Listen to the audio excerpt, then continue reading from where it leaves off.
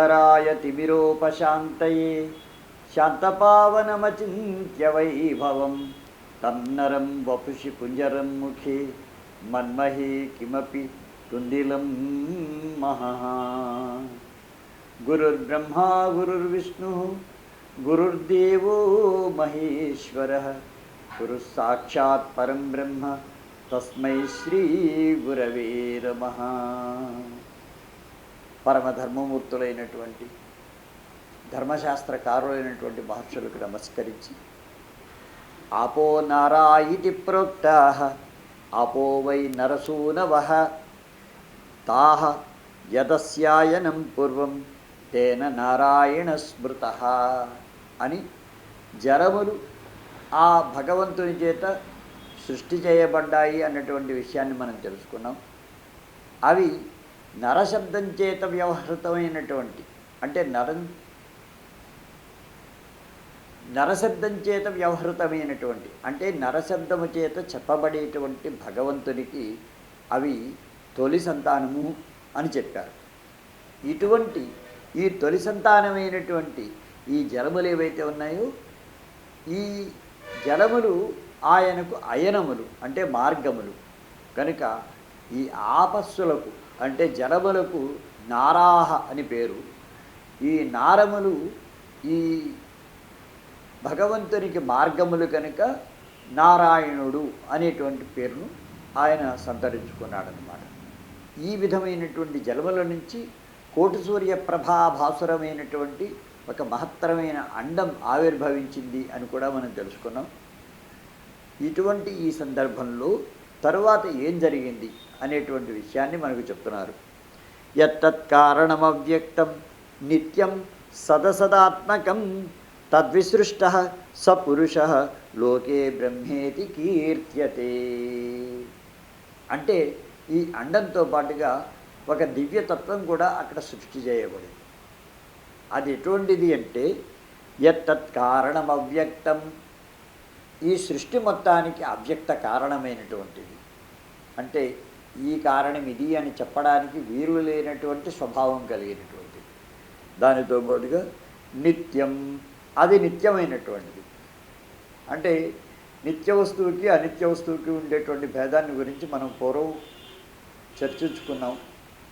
నిత్యం అనేటువంటిది ఏమిటంటే అది ఎప్పటికీ చెడిపోయినటువంటి వస్తువు. అనిత్యం ఈ రోజున ఉంటుంది, రేపు మాయమవుతుంది. అటువంటి ఆ అనిత్య వస్తువు కంటే భిన్నమైనటువంటిది ఎప్పటికీ ఉండేటువంటి నిత్యతత్వం అన్నమాట.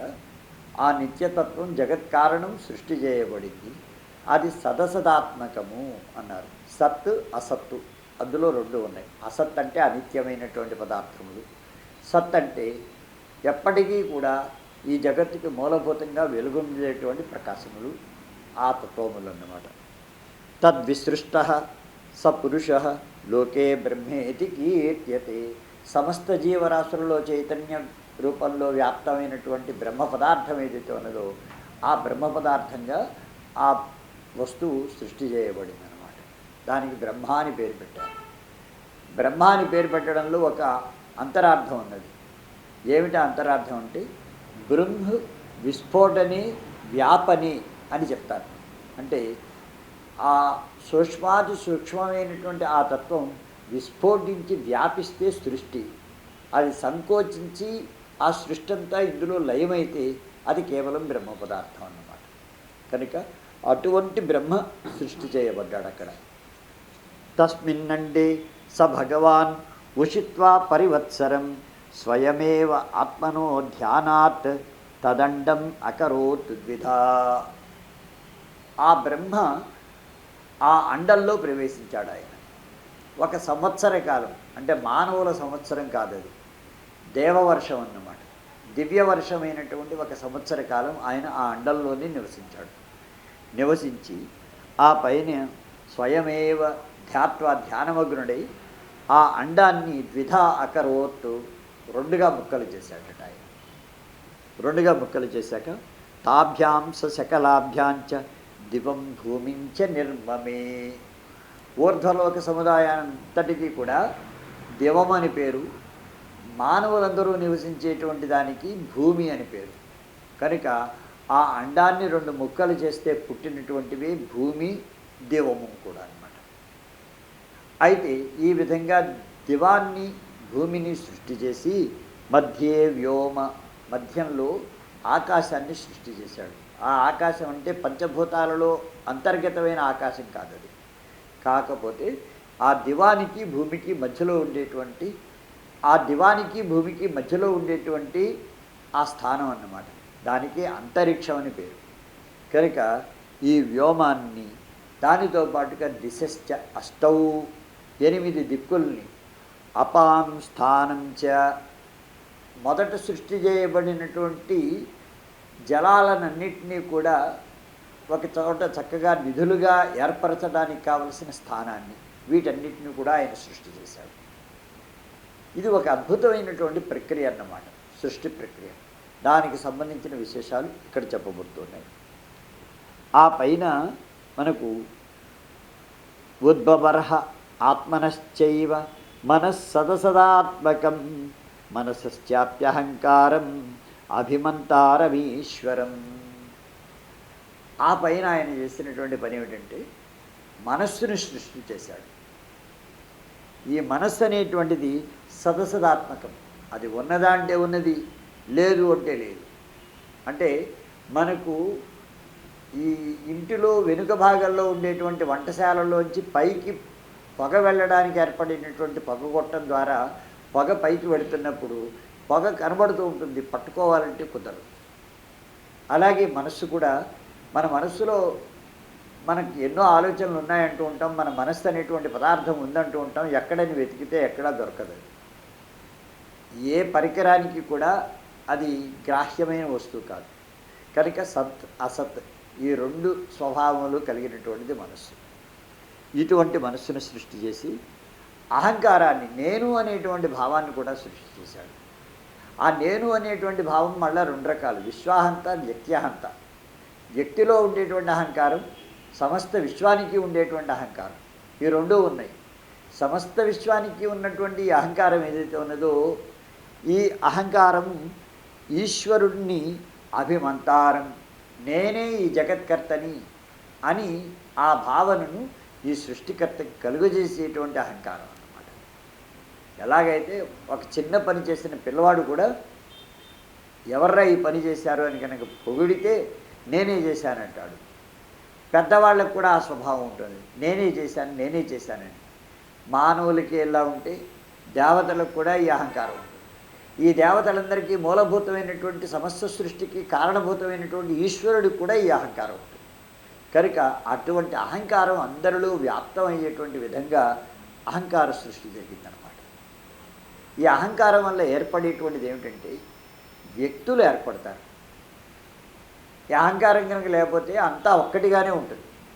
కానీ నేను ఈ పని చేశా, నేను ఈ పని చేశా, నేను ఈ పని చేశా అనేటువంటి చెప్పుకోవడానికి వ్యక్తులందరికీ కూడా నేను నేను నేను అంటూ మనల్ని పక్క వాళ్ళ నుంచి వేరు చేసుకుంటూ బహుత్వానికి కారణం అయినటువంటి అహంకారం వల్ల బాహుల్యం ఏర్పడుతుంది అన్నమాట, బహుత్వం ఏర్పడుతుంది. ఈ సృష్టి బహుత్వం కోసం అహంకారాన్ని ఏర్పాటు చేశాడు ఆయన. చేసిన తర్వాత మహాంతమేవ చాత్మానం సర్వాణి త్రిగుణాని చ విషయాణం గృహీతॄణి శనై పంచేంద్రియాణి చ. ఆ పైన మహత్ బుద్ధిని సృష్టి చేశాడు. సృష్టి చేసి దానితో పాటు ఈ 3 గుణములను తయారు చేశాడు. ఇక్కడ గుణశబ్దం గురించి ఒక విచారం చేసుకోవాలి మనం. గుణం అంటే అది ఒక స్వభావమను, అది ఒక లక్షణమను మనం చెప్పుకోకూడదు. గుణం అంటే అది ఒక తాడు. ఆ తాడు ఏం చేస్తుందంటే బంధిస్తుంది. ఆ బంధించడం ఎటువంటి బంధనాలంటే అహంకారం పుట్టిన తర్వాత కర్తృత్వం ఏర్పడుతుంది. నేను ఈ పని చేశా, నేను ఈ పని చేశా. ఆ కర్తృత్వం వల్ల కొన్ని ఫలాలు ఏర్పడతాయి. ఆ ఫలాలు నావి ఇవి అని ఒక మమకారం ఏర్పడుతుంది. ఈ విధంగా అహంకార మమకారాలు అనేటువంటి 2 ఏర్పడిన తర్వాత అవి వ్యక్తిని ఒక పరిధిలో కట్టిపడేస్తూ ఉంటాయి. ఆ విధంగా చేయబడిన ప్రతి పని ఏదైతే ఉన్నదో ఆ పనికి ఆ వ్యక్తికి కూడా మధ్యలో ఒక మమత్వాన్ని, బంధాన్ని ఏర్పరుస్తాయన్నమాట. కనుక వీటికి గుణములు అని పేరు. అవి సత్వము, రజస్సు, తమస్సు అనేటువంటివి. కనుక ఆ 3 గుణములు 3 రకాలుగా వ్యక్తిని జ్ఞానంతో బంధించేటువంటిది ఒకటి, కర్మతో బంధించేటువంటిది ఒకటి, అజ్ఞానంతో బంధించేటువంటిది ఒకటి. ఈ విధంగా ఈ త్రిగుణాలు త్రివిధములైనటువంటి విషయాలతోటి సమస్త జీవుల్ని బంధిస్తాయి. కనుక ఇటువంటి త్రిగుణాలని సృష్టి చేశాడు. చేసిన తర్వాత ఆ పైన తేషాంతు అవయవాన్ సూక్ష్మాన్ షణ్ణామపి అమితౌజసాం, దానితో పాటుగా ఈ త్రిగుణాలను సృష్టి చేసి జ్ఞానేంద్రియాలను సృష్టి చేశాడు ఆయన. జ్ఞానేంద్రియాలు అనేసరికి మనం అనుకుంటూ ఉంటాం 5 అని, కానీ 6వ ఇంద్రియం కూడా ముందు చెప్పుకున్నటువంటి మనస్సు ఉన్నది కాబట్టి మనస్సష్టమింద్రియం అన్నారు. మనలో ఉన్నటువంటి మనస్సే 6వ ఇంద్రియము అని. ఈ 6 ఇంద్రియాలు ఏం చేస్తాయంటే ప్రపంచంలో ఉండేటువంటి వస్తువులకు సంబంధించిన జ్ఞానాన్ని మనకు కలుగజేస్తాయి. కన్ను రంగుని గ్రహించేటువంటి శక్తినిస్తుంది. మనం అనుకుంటూ ఉంటాం కంటి వల్ల ఆకారం ఏర్పడుతుంది, ఆకారాన్ని చూడగలదు, వస్తువుని చూడగలదు. కానీ కన్ను చూడగలిగింది కేవలం రంగుని మాత్రమే, వస్తువుని అది చూడలేదు. ఆ వస్తువుని గ్రహించడానికి కారణం మన మనస్సులో ఉండేటువంటి ఆ విచక్షణా శక్తి, బుద్ధికి ఉన్నటువంటి విచక్షణా శక్తి. వీటన్నిటి వల్ల ఇది ఈ వస్తువు, ఇది వస్తువు, ఇది ఈ వస్తువు అనేటువంటి భేదం తెలుస్తుంది మనకి. కానీ కన్ను వల్ల ఏర్పడేటువంటిది, చూడగలిగినటువంటిది కేవలం రంగు మాత్రమే. కనుక దానికే వర్ణం అని పేరు. కనుక ఈ నేత్రం చేత గ్రహింపబడేటువంటిది రంగు, శ్రోత్రం అంటే మన చెవి చేత గ్రహింపబడేటువంటిది శబ్దము, గాత్రం శరీరానికి మూలభూతమైనటువంటిది త్వక్కు చర్మం, ఈ చర్మం చేత గ్రహింపబడేటువంటిది స్పర్శ, నాలుక చేత గ్రహింపబడేటువంటిది రుచి, ఆ పైన నాసిక చేత అంటే ముక్కు చేత గ్రహింపబడేటువంటిది వాసన గంధం. ఈ 5 ఏవైతే ఉన్నాయో వీటికి సూక్ష్మ ఇంద్రియములు అని పేరు. అంటే ఈ జ్ఞానేంద్రియముల చేత గ్రహింపబడేటువంటి విషయములైతే ఆ విషయములలో ఉండేటువంటి వైవిధ్యం ఏదైతే ఉన్నదో శబ్ద స్పర్శ రూపరస గంధములు అనేటువంటివి, అవి సూక్ష్మేంద్రియములు, తన్మాత్రలు అని చెప్తారన్నమాట. ఈ తన్మాత్రలను కూడా సృష్టి చేశారు. అంటే విషయ ప్రపంచానికి మూలభూతమైన అంశాలన్నమాట. కనుక పంచ జ్ఞానేంద్రియాలను సృష్టి చేశారు. పంచ కర్మేంద్రియాలని సృష్టి చేయడానికి ముందుగా పంచ తన్మాత్రలను సృష్టి చేశారు. ఈ పంచతన్మాత్రలను సృష్టి చేసేటువంటి సమయంలో 6వ ఇంద్రియంగా మనస్సును సృష్టి చేశారు. అందుకని ఈ మనస్సుని షష్ఠేంద్రియమని మనం చెప్తూ ఉంటాం, 6వ ఇంద్రియం అని. ఆంగ్లేయులు దీన్ని 6th సెన్స్ అంటారు. ఈ 6th సెన్స్ అనేటువంటిది సమస్త విషయాలని, రాబోయే విషయాల్ని మనకి తెలియజెప్పేది అని వాళ్ళు అంటూ ఉంటారు. కనుక ఇటువంటి వ్యవస్థలో తేషాంత అవయవాన్ సూక్ష్మాన్ షణ్ణామపి అమితౌజసాం సన్నివేశ్య ఆత్మమాత్రాసు సర్వభూతాని నిర్మమే. అక్కడి నుంచి ఈ పంచ జ్ఞానేంద్రియములు, పంచ కర్మేంద్రియములు, పంచ సూక్ష్మ తన్మాత్రలు వీటన్నిటినీ కూడా సృష్టి చేసి, మనస్సుని కూడా సృష్టి చేసి, బుద్ధిని సృష్టి చేసి, అహంకారాన్ని సృష్టి చేసి, ఈ ప్రాకృతిక సృష్టి చేశాక, అంటే ప్రాకృతిక సృష్టి అంటే కారణ సృష్టి, ఏ కారణం నుంచి అయితే సమస్త జగత్తులు ఆవిర్భవిస్తున్నాయో ఆ కారణాన్ని సృష్టి చేశారు. సృష్టి చేసి కారణ సృష్టి తర్వాత కార్య సృష్టి కావాలి. కార్యములేమిటి? సమస్త జీవరాశులు కార్యములే. ఏ 25 తత్వములు ఉన్నాయో ఈ 25 తత్వముల ద్వారా ఏ రూపం అయితే వచ్చిందో ఆ రూపం మానవుడు కావచ్చు, ఆ రూపం జంతువు కావచ్చు, ఆ రూపం వృక్షం కావచ్చు. వీటన్నిటిని కూడా మనం తెలుసుకుంటూ ఉంటాం. కనుక వీటిని గురించి మనకు ఈ విషయ సృష్టి తర్వాత జరుగుతుంది. ఇది ప్రాకృతిక సృష్టి. కనుక సన్నివేశ్య ఆత్మమాత్రాసు సర్వభూతాని నిర్మమే, ఆ పైన సమస్త జీవరాశుల్ని సృష్టి చేశాడు. యన్ మూర్త్యవయవా సూక్ష్మా తస్యేమాన్ ఆశ్రయంతి షట్ తస్మాత్ శరీరమితి ఆహు తస్య మూర్తిం మనీషిణః. యన్మూర్తి అవయవా సూక్ష్మా తస్య ఇమాన్ని ఆశ్రయంతి షట్. 6 సూక్ష్మమైనటువంటి అవయవాలు ప్రతి మూర్తిని కూడా ఆశ్రయించి ఉంటాయి కాబట్టి శీర్యతే ఇది శరీరం అని చెప్పారు. అంటే ఈ 6 అవయవాలు ఏవైతే ఉన్నాయో ఈ 6 అవయవాలు ఏవైతే ఉన్నాయో ఈ 6 అవయవాలు సూక్ష్మమైనటువంటివి. వాటిని ఈ శరీరంలో ఉన్నంతకాలం ఇది పుష్కలంగా పుష్టిగా ఉంటుంది. అవి లోపించినప్పుడు శరీరం క్షీణిస్తుంది. కాబట్టి దీనికి శరీరం శీర్యతే ఇది శరీరం అని చెప్పారు. అంటే క్షీణించేటువంటిది కనుక శరీరము అని చెప్పారన్నమాట. తదా విశంతి భూతాని మహాంతి సహకర్మభి మనశ్చ అవయవై సూక్ష్మై సర్వభూతకృతవ్యయం.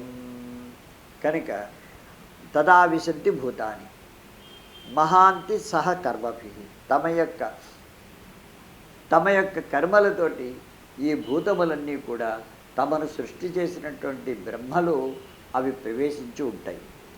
మనశ్చ అవయవై సూక్ష్మై సర్వభూతకృతవ్యయం. సర్వభూతకృత సమస్త జీవరాశులను సృష్టి చేసినటువంటి అవ్యయ స్వరూపమైనటువంటి బ్రహ్మతత్వంలో ఇవన్నీ అంతర్గతంగా ఉంటాయి. సమయానికి బయటకు వస్తూ ఉంటాయి.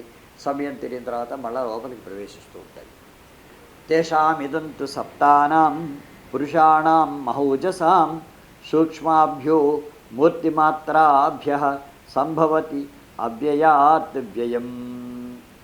6 విశేషములు ముందు, అవి అహంకారము పంచతన్మాత్రలైనటువంటి. 7వది మహత్తు అంటే బుద్ధి. ఈ మహదాది సప్త విషయాలు ఏవైతే ఉన్నాయో ఆ 7తో పాటుగా పురుషాణం మహౌజసాం మహా తేజస్సంపన్నమైనటువంటి పురుషతత్వం అంటే చైతన్యతత్వం. వీటితోటి సూక్ష్మాభ్య మూర్తిమాత్రాభ్య ఈ మానవులందరికీ మూర్తిని కల్పించేటువంటి అతి సూక్ష్మాతి సూక్ష్మమైనటువంటి ఈ తత్వములు ఏవైతే ఉన్నాయో పంచతన్మాత్రలు, మహత్తు, అహంకారము అనేటువంటివి, వాటితోటి సంభవతి అవ్యయాత్ వ్యయం. ఈ 7 కూడా అవ్యయములు, నశ్వరములు కానివి. కనుక ఇటువంటి నశ్వరములు కానటువంటి ఈ 7 నుంచి నశ్వరమైన అంటే వినాశశీలమైన శాశ్వతము కానటువంటి సమస్త లోక వస్తు సముదాయము ఆవిర్భవిస్తున్నది అని చెప్పారు. చెప్పి ఆద్యాద్యస్య గుణంత్వేషాం అవాప్నోతి పరఃపరః యో యో యావత్ ఇతశ్చైషాం ససతావత్ గుణస్మృతః. మనకు పంచభూతాలు ఉన్నాయి. పృథివీ, అప్, తేజస్సు, వాయువు, ఆకాశము అనేటువంటి. వీటిలో ఆకాశం నుంచి మనం మొదలు పెట్టుకుంటాం. ఆకాశాద్వాయు వాయోరగ్ని అగ్నేరాపః అభ్య పృథివీ పృథివీభ్య ఓషధయ ఓషధీభ్య అన్నం అన్నాత్ పురుష అని మనకు తైత్తిరీయాది ఉపనిషత్తులు చెప్పేటువంటి విషయం. కనుక అక్కడ చెప్పబడినటువంటి విధంగా ముందు మనకి ఆకాశం గ్రాహ్యం అవుతుంది. ఈ ఆకాశం నుంచి మనకి వాయువు, వాయువు నుంచి అగ్ని, అగ్ని నుంచి జలములు, జలముల నుంచి ఈ భూమి, భూమి నుంచి ఓషధులు, ఓషధుల నుంచి అన్నము, అన్నము నుంచి పురుషుడు. ఇది క్రమం మనకి. కనుక ఇటువంటి క్రమంలో మనకు ఈ ఆకాశంలోంచి కేవలం శబ్దగుణం మాత్రమే వస్తుంది. వాయువు శబ్దగుణకం ఆకాశంలోంచి తీసుకుంటూ స్పర్శను కూడా తీసుకుంటున్నది అన్నమాట. అగ్ని ఈ శబ్దాన్ని స్పర్శని తీసుకుంటూ రూపాన్ని కూడా తీసుకుంటుంది. జలం అనేటువంటిది శబ్దస్పర్శ రూపాలతో పాటుగా రసం అంటే రుచిని కూడా తీసుకుంటుంది. భూమి ఈ ముందున్నటువంటి 4 గుణాలు శబ్దస్పర్శ రూపరసాలతో పాటుగా గంధాన్ని తీసుకుంటున్నది. గంధం దానికి గుణమైనదన్నమాట. ఈ విధంగా పంచగుణాత్మకమైనది భూమి అవుతున్నది, చతుర్గుణాత్మకం జలం అవుతున్నది, త్రిగుణాత్మకమైనటువంటిది ఈ అగ్ని, ద్విగుణాత్మకమైనటువంటిది కేవలం వాయువు, అదేవిధంగా ఏకగుణాత్మకం ఆకాశం. ఇలా మొత్తం మనకు సృష్టికి సంబంధించినటువంటి అంశాలన్నీ ఆవిర్భవిస్తున్నాయన్నమాట. సర్వేషాంతు సనామాని కర్మాణి చ పృథక్ పృథకు వేద సిద్ధేభ్య ఏవాదౌ పృథక్ సంస్థాశ్చ నిర్మమే. ఇక వస్తు సముదాయం ఆవిర్భవించింది లోపల. ఈ వస్తు సముదాయానికి పేర్లు, ఈ పేర్లన్నీ ఎక్కడి నుంచి పుట్టాయి అంటే ఈశ్వర సంకేతము అని చెప్తున్నారు. భగవంతుడు వస్తువులకి సముదాయానంతటికి కూడా నామకరణం చేశాడు అని చెప్పేసి. అవన్నీ ఎక్కడ నిక్షిప్తమయ్యాయంటే వేదములలో నిక్షిప్తమయ్యాయి. కనుక వేదములు సమస్త లోకాలకి ప్రమాణములు అని చెప్పడానికి కారణం ఏమిటంటే సమస్త లోకాలకి ఆధారమైనటువంటి వస్తు విశేషాలు ఏవైతే ఉన్నాయో ఆ వస్తు విశేషాలన్నిటికీ కూడా నామకరణములన్నీ వేదముల్లో ఉన్నవి. ఈ వేదములు మనకి కేవలం మంత్రభాగములు మాత్రమే కాకుండా షడంగ సహితంగా మనం గ్రహించినప్పుడు ఆ షడంగాల్లో నిరుక్తం ఏదైతే ఉన్నదో ఆ నిరుక్తంలో ఈ నామములన్నీ నిక్షిప్తం చేయబడ్డాయి అని మనకి చెప్తున్నారు. కనుక ఈ విధంగా నామకరణాదులు వచ్చినాయి. ఆ తర్వాత మరికొన్ని సృష్టి విశేషాలని మనం తరువాతి భాగంలో తెలుసుకుంటాం. స్వస్తి.